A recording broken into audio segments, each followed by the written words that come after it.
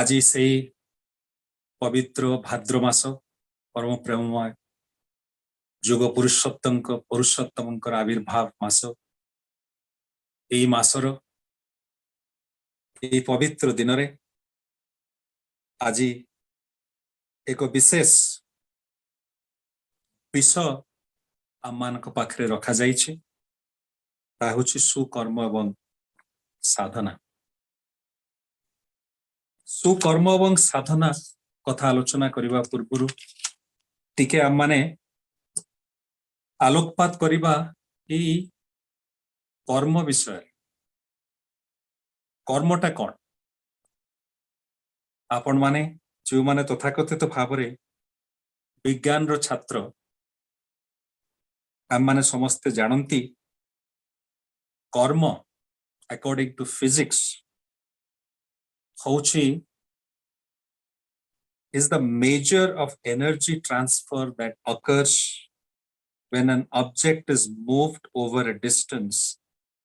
by an external force, at least part of which is applied in the direction of the displacement. Physics रो definition किंतु आ भितरे बहुत बड़ा अर्थ अछि। आ भितर अछि एक्सटर्नल फोर्स, आ भितर अछि डिस्प्लेसमेंट, आ भितर अछि डायरेक्शन एवं सब किछि सुंदर भाव रे संगठित होईछि एही डेफिनेशन भितरे। एक्सटर्नल फोर्स अप्लाई करी गोटिए वस्तु को जेतबळे स्थानांतरित करी दिया जाउछि एनर्जी ट्रांसफर करी सेही डायरेक्शन रे जो डायरेक्शन रे वस्तुटीर संचालन हेउछि डिस्प्लेसमेंट हेउछि। पदार्थ विज्ञान रो कहिबा अनुसार जदि एफर्ट दिया होउछि किंतु डिस्प्लेसमेंट हेउ नाही ताहेले बोध हुए ताहा काम नहे। रास्ता ऊपर पथरटी अछि बहुत परिश्रम करी बहुत शक्ति प्रयोग करी चेष्टा करूछंती आम माने पथरटी को घुंचेबा पई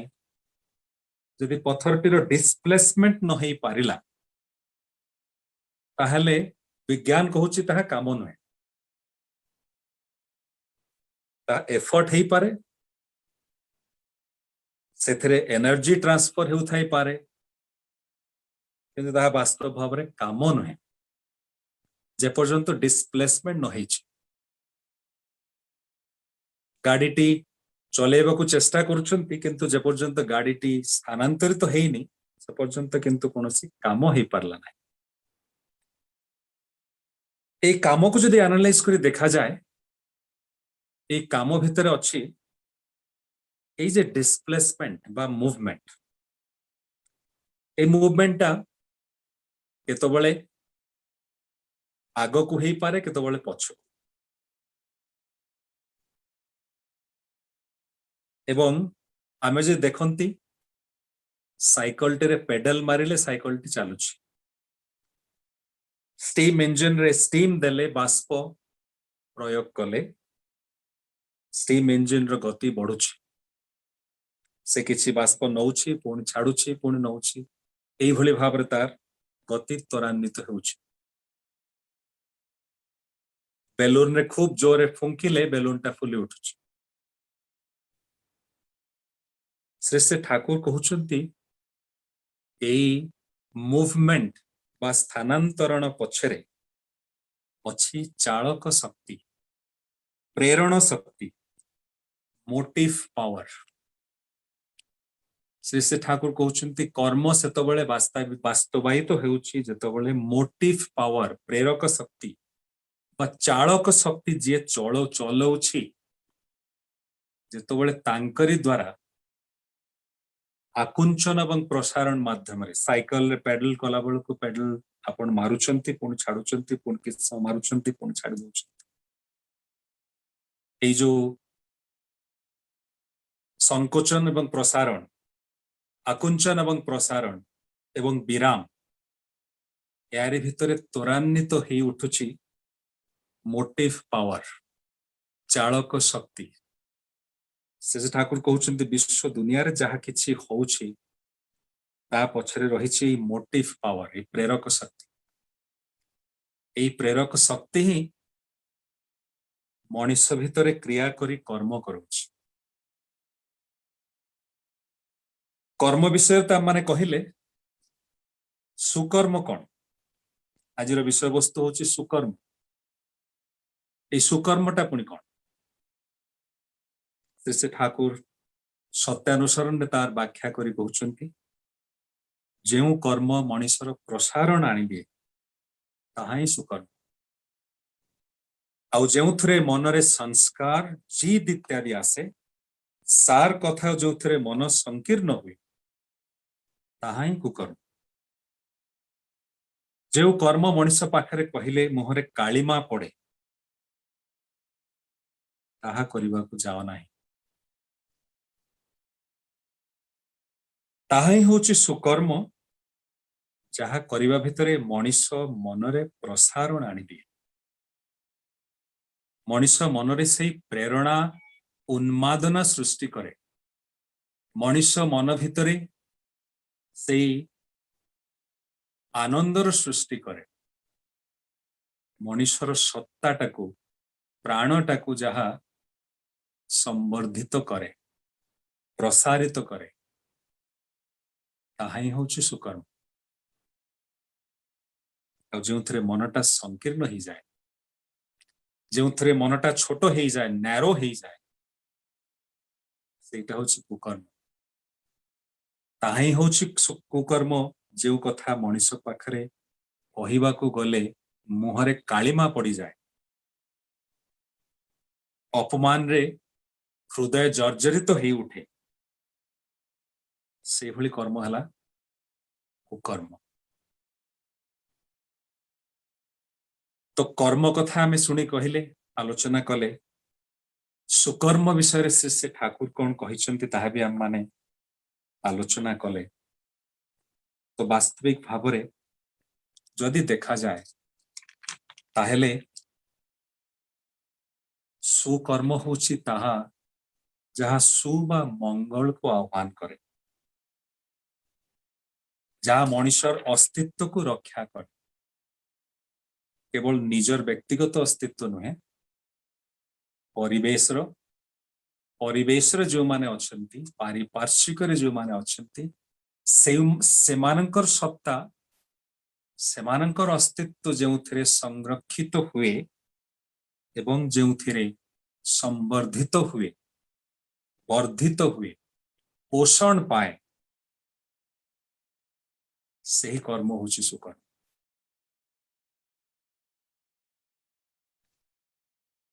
आम माने कर्म कथा आलोचना कले सुकर्म विषय आलोचना कले एवं आमे माने बुझी देखिले प्रतिटी कर्म पछरे कर्म भितरे अछि स्थानांतरण मूवमेंट प्रोग्रेस एवं तारी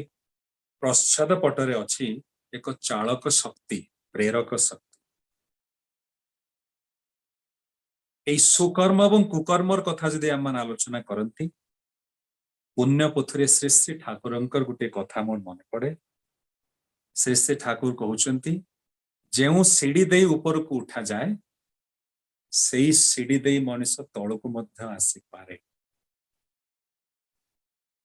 कहिबार अर्थ होउची एई कर्म माध्यम रे मनुष्य ऊपर को उठी पारे जीवन रे प्रगति करि पारे अग्रगति करि पारे जीवन रे श्रेष्ठ रु श्रेष्ठतर मनुष्य हे उठी पारे पुणी एई कर्म माध्यम रे मनुष्य निम्नगामी मध्य हेई पारे श्रेष्ठ मनुष्य रु निकृष्ट मनुष्य भी पारे निकृष्ट मनुष्य रु निकृष्टतर मनुष्य भी हेई पारे ए कर्म होची सेई सीढ़ी जो सीढ़ी रे मनुष्य उठी जाई पारे ऊपर को आहुरी आहुरी अधिक ऊपर को कर्म होची सेई सीढ़ी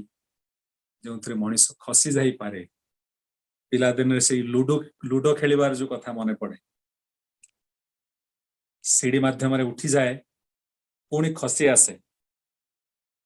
ए कर्म होची सेमती गोटे सीढ़ी कर्म जदि सुकर्म हुए ताहेले ऊपर को उठिबा संभव ही उठे आउ ए कर्म जदि कुकर्म हुए ताहेले पुणी तळु को खसी आसीबा विशेष विलंब हुए ना से ठाकुर कहउचंती जीवन रो उद्देश्य हला श्रेष्ठ रु श्रेष्ठतर मनीष हवा जीवन रो उद्देश्य होची उन्नत तर मनीष ही उठे से ठाकुर कहउचंती मनीष जीवन दुर्लभ जीवन बहु जन्म अतिबाहित करी लक्ष लक्ष लक्ष जन्म अतिबाहित करी मनीष जन्म तुम माने आज पाइछ ईश्वर सृष्टि रे सबुठारु विशेष सृष्टि होची मनीष सृष्टि सबुठारु विज्ञ प्राज्ञ ज्ञानी चालाक चतुर प्राणी होची मनीष भगवान को सृष्टि रे एवं आमे माने समस्ते आज मनीष जन्मर अधिकारी परम पितांक दयारु निजर एवं पिता मातांकर सुकृत ठाकुर कहउचंती हमको मने पकई दियंती से दिन जे तुमे माने जानिन एही मनीष जन्म पाइबा पई केते कष्ट तुमको स्वीकार करबा को पड़छि लक्ष लक्ष जीवन त्याग करा हिची गोटिए मनीष को सृष्टि करबा पई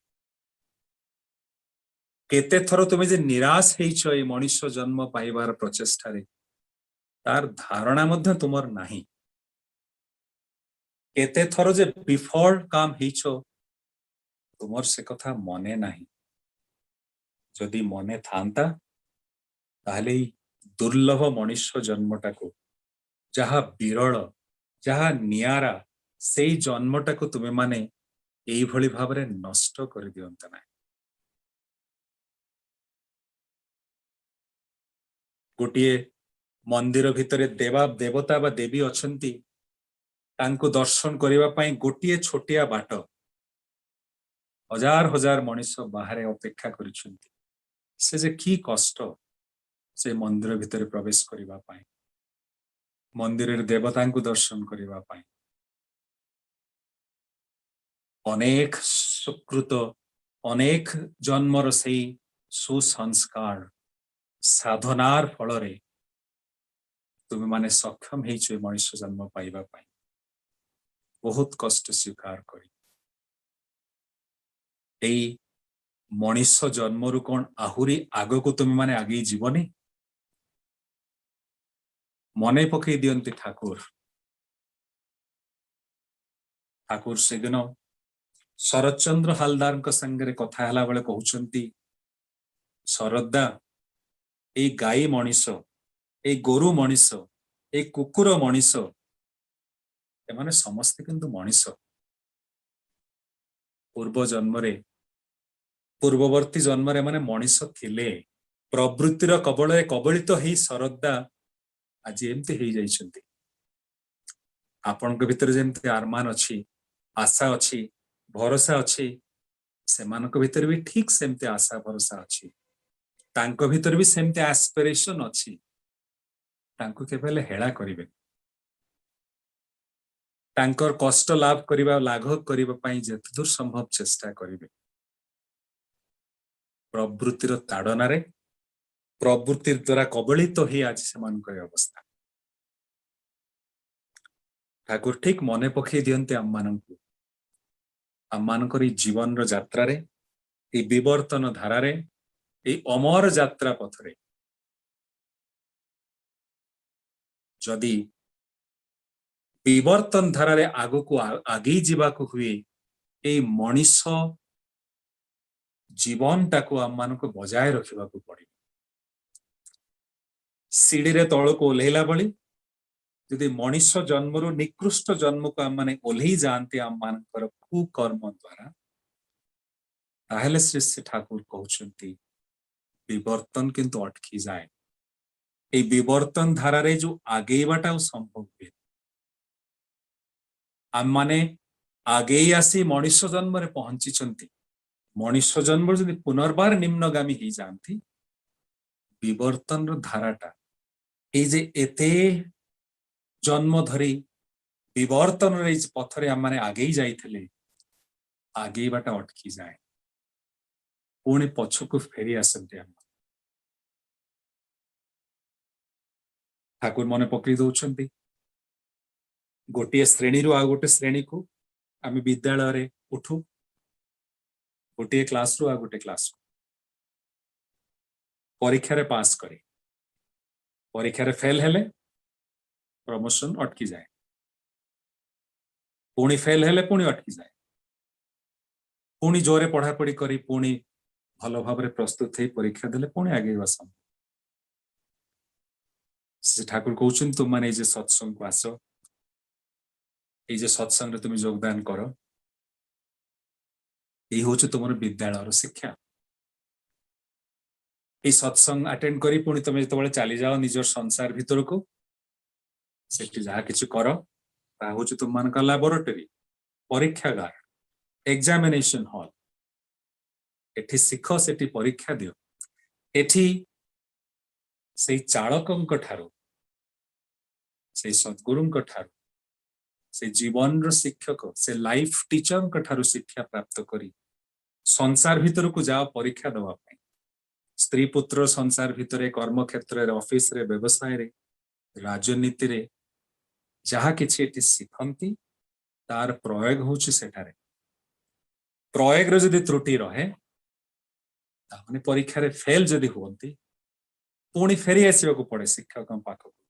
पुणी क्लास रे गोटे वर्ष रहिबा को पड़े पुणी शिक्षक ठारू शिखिबा को पड़े ई सत्संग होछि विद्यालय देवघर सत्संग आश्रम होछि विद्यालय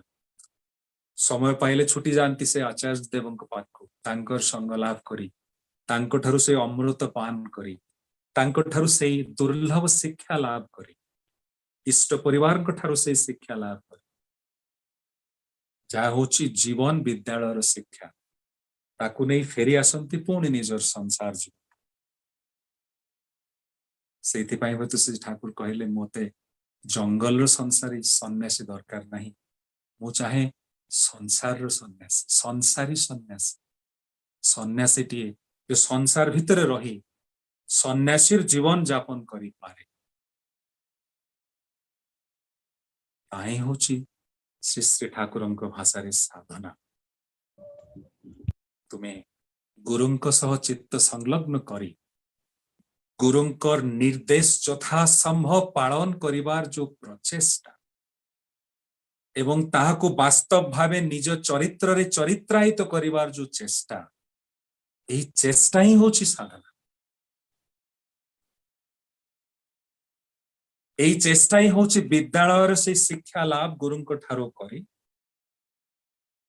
ताको ई संसार भीतर आसी ताको निज चरित्र रे चरित्रायित करिवार निरवच्छिन्न भाव रे जो प्रचेष्टा सेही प्रचेष्टा ही होछि साधना एही साधना ही मनुष्य को श्रेष्ठ रु श्रेष्ठतर मनुष्य उच्च रु उच्चतर मनुष्य उन्नत रु उन्नततर मनुष्य विवर्तन एही धारा रे विवर्तित करी तोले सेथि पाई साधक जिए भक्त जिए से प्रभु को प्रार्थना करे ना प्रभु मते मुक्ति दियो मते निर्वाण दियो मते मते जन्म मृत्युर चक्र विहर उद्धार कर भक्त जी से कहे मते बारंबार एई पृथ्वी पृष्ठ को आसीबा को दियो तुमर लीला को अनुभव करबा को दियो तुमको उपभोग करबा को दियो तुमको जीवन रे उपलब्धि करबा को दियो रविंद्रनाथ ठाकुर को सही कविताटी जहाँ श्री श्री ठाकुर को बहुत भल लगी अनंत होएछो भालोई करेछो थाको चिरदिन अनंत पाण ধরা যদি দিতে ফুরাইয়া যেতে তোমাকে ধরিতে চাহিত কে আর। हे ପ୍ରଭୁ ତୁମେ ଅନନ୍ତ ଏବଂ ଅସୀମ ହେଇଛ ଏବଂ ତୁମକୁ ପାଇବା ପାଇଁ ମୋର ଏ ଅନନ୍ତ ଯାତ୍ରା ଶେଷହୀନ ଅଶେଷ ଏଇ ଯାତ୍ରା ଯାହାର କୌଣସି ଅନ୍ତ ନାହିଁ। ପ୍ରଭୁ ତୁମେ ଭଲ କରିଛ ଅନନ୍ତ ହେଇ ଚିରଦିନ ମୁଁ ତୁମକୁ ପାଇବା ପାଇଁ ଏଇ ବିବର୍ତ୍ତନର ଧାରାରେ ଚିରଦିନ ତୁମକୁ ପାଇବା ପାଇଁ ଏହିଭଳି ଭାବରେ ମୁଁ ପ୍ରୟାସୀ ଥାଏ। ପ୍ରଭୁ ଯଦି ଧରା ଦେଇ ଯାଇଥାନ୍ତ ପାଇ ଯଦି ଯାଇଥାନ୍ତି ତୁମକୁ ପାଇବାର ଲିପ୍ସା ଆଉ କଣ ରହିଥାନ୍ତା? ମନ ତ ପୁରି ଯାଇଥାନ୍ତା, ସନ୍ତୋଷ ଲାଭ ହେଇଯାଇଥାନ୍ତା, ତୁମକୁ ପାଇବାର ତୃପ୍ତି ତ ହେଇଯାଇଥାନ୍ତା। ତାପରେ ତୁମକୁ ପାଇବାର ଯୋଉ ଆକାଂକ୍ଷା, ଯୋଉ ଉଦ୍ଦାମ ଆକାଂକ୍ଷା, ଯୋଉ ପ୍ରୟାସ, ତାହା ତ କିନ୍ତୁ ନିର୍ବାପିତ ହେଇଯାଇଥାନ୍ତା। এইଭଳି ଅନନ୍ତ ହେଇଥାଅ ପ୍ରଭୁ, এইଭଳି ମୋର ଅନନ୍ତ ଯାତ୍ରା ଅବ୍ୟାହତ ଥାଉ। এইଭଳି ଭାବରେ ତୁମକୁ ଉପଭୋଗ କରୁଥାଏ, ଉପଲବ୍ଧି କରୁଥାଏ।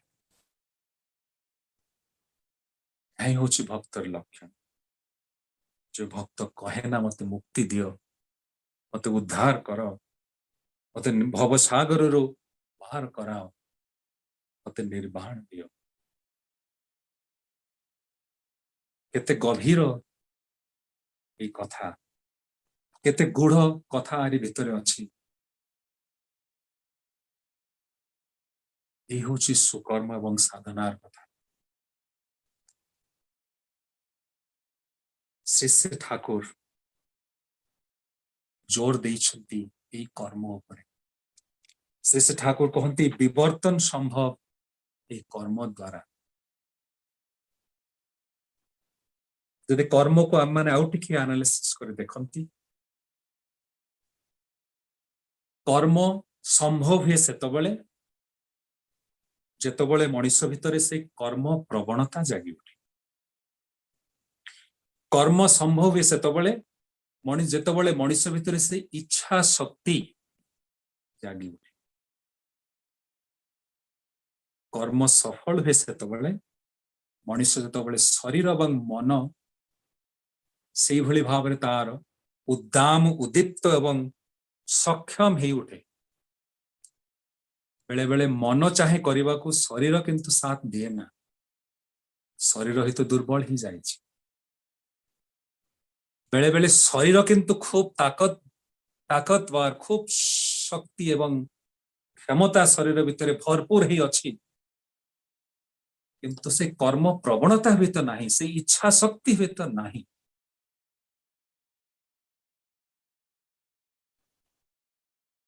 ସୁକର୍ମ ସେତେବେଳେ ସମ୍ଭବ ହୁଏ ଯେତେବେଳେ ମଣିଷର ମନ, ମଣିଷର ଇଚ୍ଛା ଶକ୍ତି, ମଣିଷର ଶରୀର, ମଣିଷର ସେ କର୍ମ ପ୍ରବଣତା ସମସ୍ତଙ୍କ ଭିତରେ ଯେତେବେଳେ ସେଇ ସଂଗତି ସୃଷ୍ଟି ହୁଏ, ଯେତେବେଳେ ସେମାନେ ସମସ୍ତେ ସୁସଂଗଠିତ ହେଇ ଉଠନ୍ତି, ଶରୀରର ପ୍ରତିଟି କୋଷ ଯେତେବେଳେ ଚାହେଁ ସେଇ ଚାଳକଙ୍କୁ ଇଚ୍ଛାକୁ ପୂରଣ କରିବା ପାଇଁ, ଯେତେବେଳେ ମଣିଷର ଶରୀର, ମନ, ଭାବିବା, କହିବା, ଚିନ୍ତା କରିବା ସବୁ କିଛି କେନ୍ଦ୍ରାୟିତ ହେଇ ଉଠେ ସେ ଚାଳକଙ୍କୁ ନେଇ, ସେ ଚାଳକଙ୍କର ଚାଳକ ଶକ୍ତି, ପ୍ରେରଣ ଶକ୍ତି, ମୋଟିଭ ପାୱାର ମଣିଷ ଭିତରେ ସ୍ୱତଃ ପ୍ରବୃତ୍ତ ଭାବରେ ଜାଜୁଲ୍ୟମାନ ହେଇ ଉଠେ,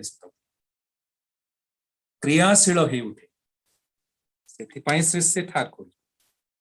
ଯେତେବେଳେ ଭକ୍ତ ପ୍ରଶ୍ନ କରନ୍ତି କର୍ମରେ ଅକୃତକାର୍ଯ୍ୟ ମଣିଷ କାହିଁକି ହୁଏ,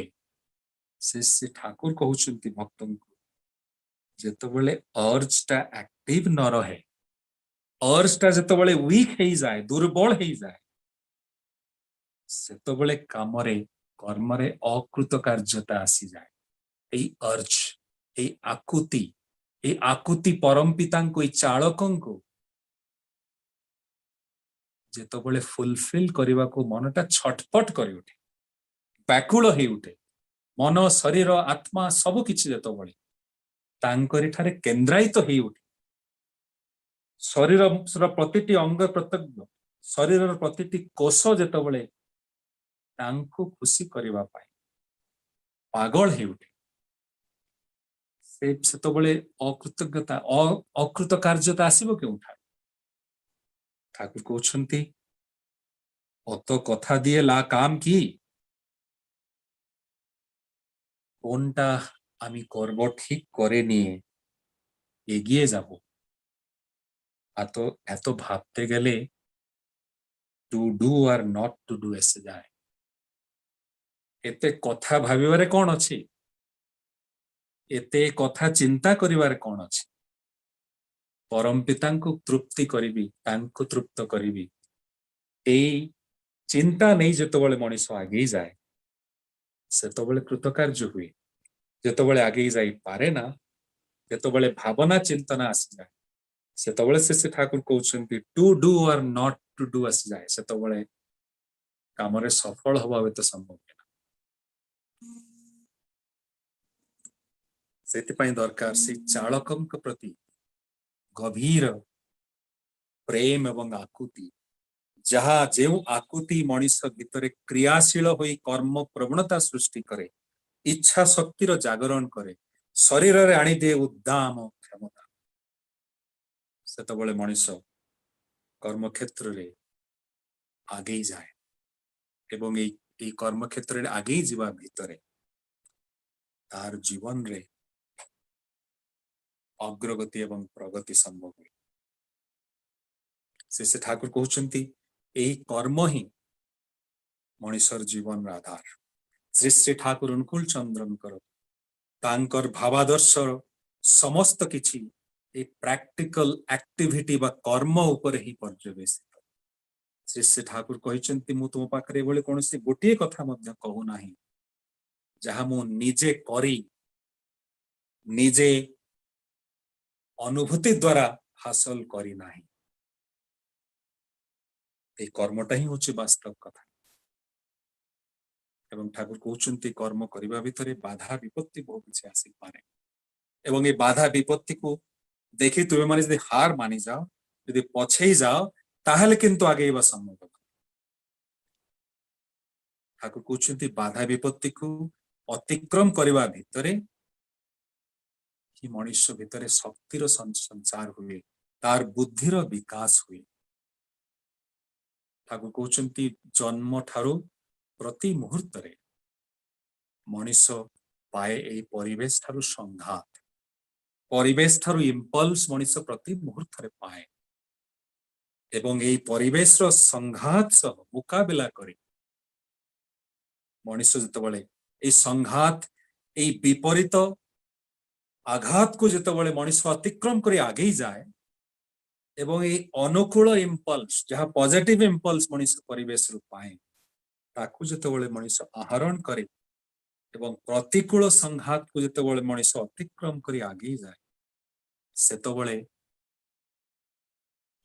ତା ଭିତରେ ସୃଷ୍ଟି ହୁଏ ବୋଧ ଏବଂ ଭାବ। ବୋଧ ହେଉଛି ତାହା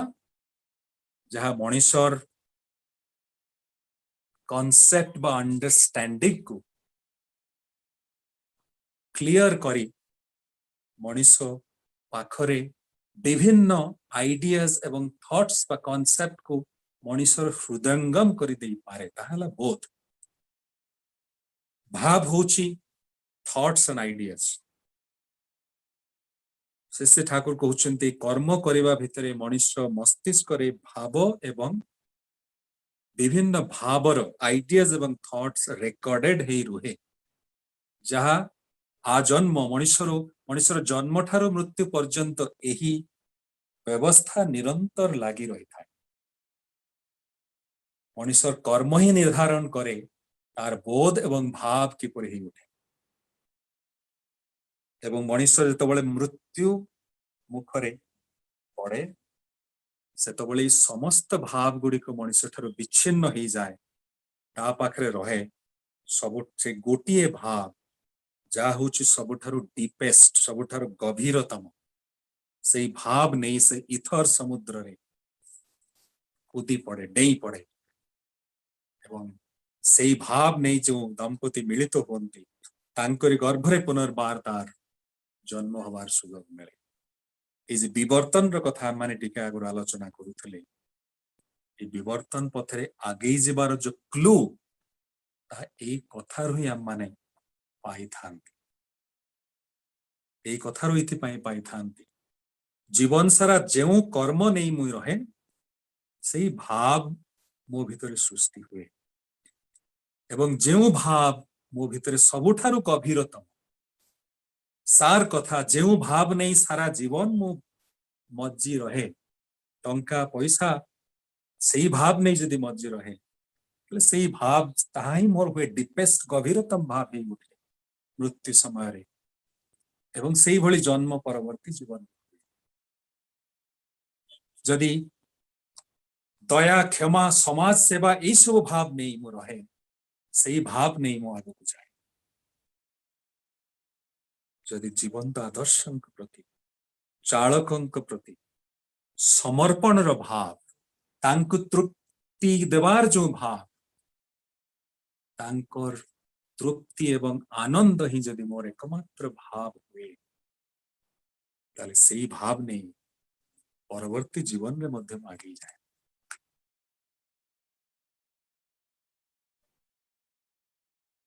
এই কর্মই নির্ধারণ করে মনুষ্যর ভবিষ্যৎ শ্রী ঠাকুর সেদিন যাহা কহিলে পুণ্য পথে এই সিঁড়ি দেই মଣିଷ উপরକୁ উঠে এই সিঁড়ি দেই পুଣି ମଣିଷ ତଳକୁ ଖସି ବି ଆସିପାରେ এই ହଉଛି ସେ କର୍ମର ସିঁড়ି ଏହାରି ଭିତରେ ଅଛି ମଣିଷର ଭାଗ୍ୟର ନିର୍ଦ୍ଧାରଣ ସେଇଥିପାଇଁ ଶ୍ରୀ ଠାକୁର କହୁଛନ୍ତି ଏଇ ଯେ ଗଭୀର ଆକୁତି ଯେ ତୁମ ଭିତରେ ସୃଷ୍ଟି ହୁଏ ସେଇ ଆକୁତି ସୃଷ୍ଟି କରେ ତୁମମାନଙ୍କ ମସ୍ତିଷ୍କ ଉପରେ ଗୋଟେ ଚାପ ସେଇ ଚାପ ମଣିଷର ମସ୍ତିଷ୍କର ରେଖା ଗୁଡିକ ମଧ୍ୟ ପରିବର୍ତ୍ତନ କରିଦେଇପାରେ ହାତର ରେଖା ଗୁଡିକ ବି ପରିବର୍ତ୍ତନ କରିଦେଇପାରେ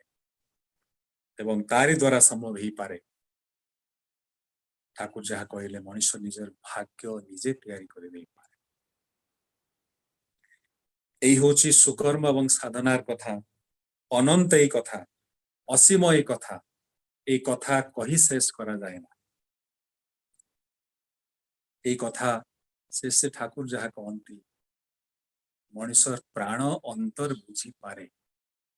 কহি বুঝাই हुए না কথা পুণ্য পথিরু সেই কথা শ্রী শ্রী ঠাকুরঙ্কর স্মরণ করি মোর বক্তব্য শেষ করিবি ঠাকুর মনে পক্ষে সেদিন কহନ୍ତି পুণ্য পথিরে ତୁମେ ଯନ୍ତ୍ର ମୁଁ ଯନ୍ତ୍ରୀ ତୁମେ ହଉଛ ଯନ୍ତ୍ର ମୁଁ ହଉଛି ଯନ୍ତ୍ରୀ ମୁଁ ହଉଛି ସେ ଚାଳକ ଯିଏ ତୁମକୁ ନିତ୍ୟ ନିରନ୍ତର ତୁମର ଜୀବନକୁ ସଞ୍ଚାଳିତ କରି ଚାଲିଛି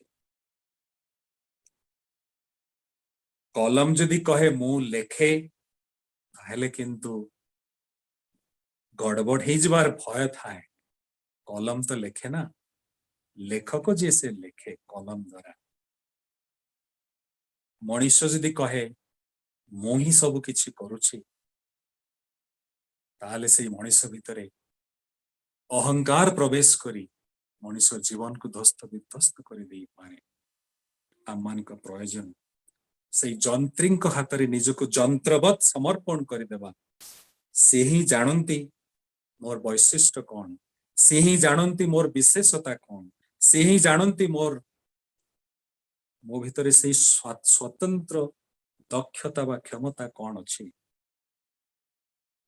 ତାଙ୍କ ପ୍ରତି ଯଦି ସମର୍ପଣ କରିଦିଏ ନିଜକୁ ସେଇ ଯନ୍ତ୍ରୀଙ୍କ ପାଖରେ ସେ ହିଁ ମୋ ଭିତରେ ସେଇ କର୍ମ ପ୍ରବଣତା ଇଚ୍ଛା ଶକ୍ତି ସେ ହିଁ ମୋ ଭିତରେ ସେଇ କର୍ମ ତତ୍ପରତା ସୃଷ୍ଟି କରିଦେଇ ପାରନ୍ତି ଯାହା ଦ୍ୱାରା ଅସମ୍ଭବକୁ ସମ୍ଭବ କରି ଦିଆଯାଇପାରେ ଆସନ୍ତୁ ସେଇ ପରମ ଯଜ୍ଞରେ ସେଇ ପରମ ଚାଳକଙ୍କ ଦ୍ୱାରା ଚାଳିତ ହେବାର ସଂକଳ୍ପ ନେଇ ଆମମାନେ ତାଙ୍କରି ପାଖରେ ନିଜକୁ ସମର୍ପିତ କରି ତାଙ୍କୁ ତୃପ୍ତ କରିବାର ସଂକଳ୍ପ ନେଇ ନିତ୍ୟ ନିରନ୍ତର ତାଙ୍କ କଥା ଭାବିବା କହିବା ଏବଂ କରିବାର ସେଇ ମହା ସାଧନାରେ ଆମମାନେ ଯେଭଳି ଭାବରେ ତତ୍ପର ହେଇ ଉଠନ୍ତି ତାହା ହିଁ ହେଇ ଉଠୁ ଆମମାନଙ୍କ ଜୀବନର ସାଧନା ତାହା ହିଁ ହେଇ ଉଠୁ ଆମମାନଙ୍କ ଜୀବନର ପ୍ରୟାସ ତାହା ହିଁ ହେଇ ଉଠୁ ଆମମାନଙ୍କ ଜୀବନର ଆକାଂକ୍ଷା ଆପଣମାନଙ୍କର ସମସ୍ତଙ୍କର ମଙ୍ଗଳ କାମନା କରି ପରମ ପିତାଙ୍କର ଆତୁଳ ଚରଣରେ ପ୍ରାର୍ଥନା କରି ବନ୍ଦେ ପୁରୁଷୋତ୍ତମ ଜୟ ଗୁରୁ।